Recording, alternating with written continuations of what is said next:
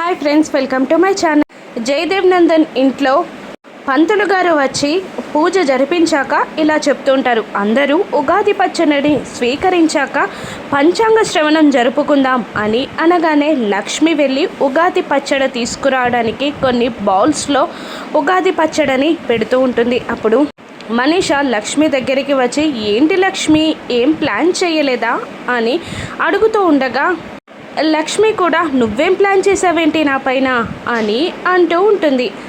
నేనేం ప్లాన్ చేయలేదు లక్ష్మి, అసలు నాకు ఏ ఐడియా కూడా రాలేదు అని మనీష అంటూ ఉంటుంది. లక్ష్మి అక్కడే ప్లేట్లో కొన్ని కప్స్ పెట్టాక పక్కన కప్స్ తీసుకురావడానికి వెళ్ళినప్పుడు తను రెడీ చేసిన ఒక కప్ని ఆ పచ్చడి కప్స్లో కలిపేస్తుంది మనీష.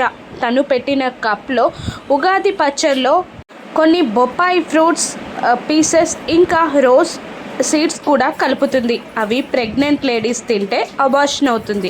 లక్ష్మికి తెలియకుండా ఆ ఫ్రూట్ కలిపిన ఉగాది పచ్చడి కప్పుని అందులో కలిపేస్తుంది. ఇక అందరికీ పచ్చడి పంచడానికి లక్ష్మి అక్కడికి వచ్చి అందరికీ కప్స్ అందిస్తూ ఉండగా మనీష అరవిందతో ఇలా అంటుంటుంది, ఆంటీ నేను ప్రెగ్నెంట్ని కదా, ఫస్ట్ నాకు పచ్చడి ఇవ్వమని చెప్పరా అని మనీష అడగగానే లక్ష్మి ముందుగా తనకివ్వు అని అంటూ ఉంటుంది అరవింద.